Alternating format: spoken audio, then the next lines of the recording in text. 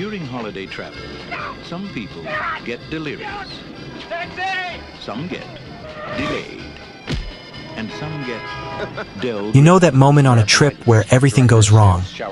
Your flight is delayed, your seatmate wants to talk about their entire life, and you start wondering if teleportation is actually worth the risk of accidentally fusing with your carry-on? That is basically the entire plot of one movie. Today, on the Final 3, we're breaking down the 3 moments that turn planes, trains, and automobiles from worst business trip ever into the ultimate Thanksgiving movie about suffering, empathy, and whatever the opposite of good luck is. Steve Martin. Ever been to Hawaii? Yeah. You see Don Ho while you were there? See the second show, that's the best one. Is that right? Yeah. John Candy. Why are you holding my hand? Where's your other hand? Between 2 pillows. Those aren't pillows. In a new film by John Hughes. Planes, trains, and automobiles. Number 3. The Wrong Way Freeway Inferno. Kicking things off at number 3 is the moment the road trip goes from a mild inconvenience to the universe is actively trying to kill them. Neil and Del accidentally drive the wrong way on the highway, nearly get flattened by trucks, and somehow survive just long enough to discover their car is now a flaming art installation. There is no GPS setting for wrong way on the highway. Man, at that point, the recalculating voice just says, "Good luck, champ," and logs out. This entire sequence is slapstick perfection.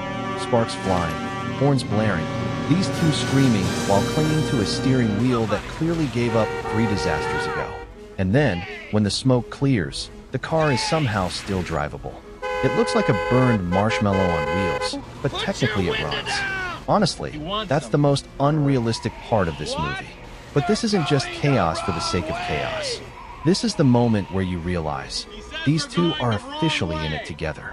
They're co-owners of this disaster, in a car neither of them should legally be allowed to operate, hurtling toward Thanksgiving like a cosmic joke. You're going the wrong way!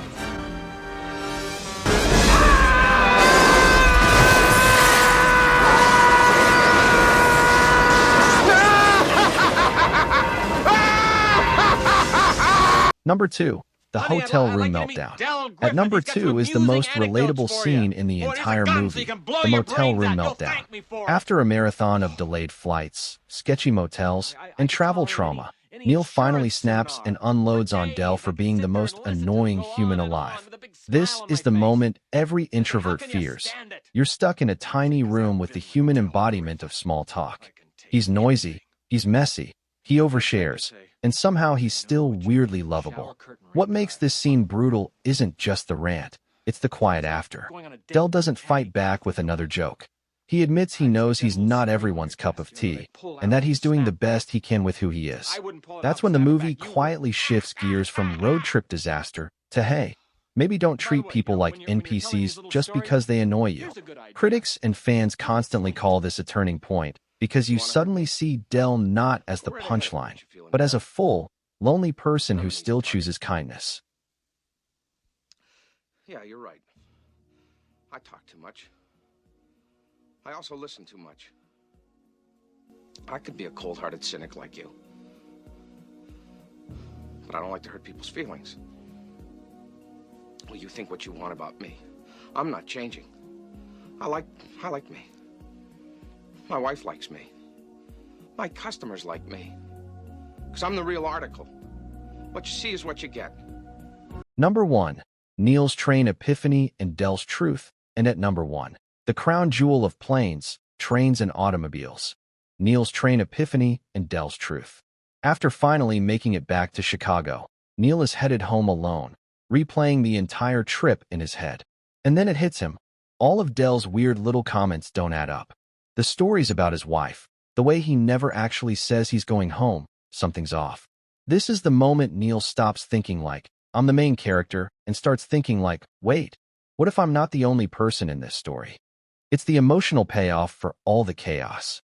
The missed flights, the destroyed car, the arguments, the snoring, all of it leads to this one quiet, human moment at a front door on Thanksgiving.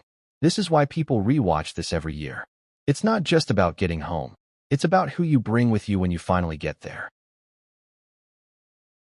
So that's the final 3 moments that turn planes, trains, and automobiles from a travel nightmare into a Thanksgiving classic. Drop your favorite moment from the movie in the comments, and tell the story of the worst trip you ever took. If your car actually caught fire and you still made it home for dinner, you might owe this movie royalties. Hit like, subscribe, and remember, no matter how bad your travel day gets, at least you're not driving the wrong way on the highway in a charcoal rental.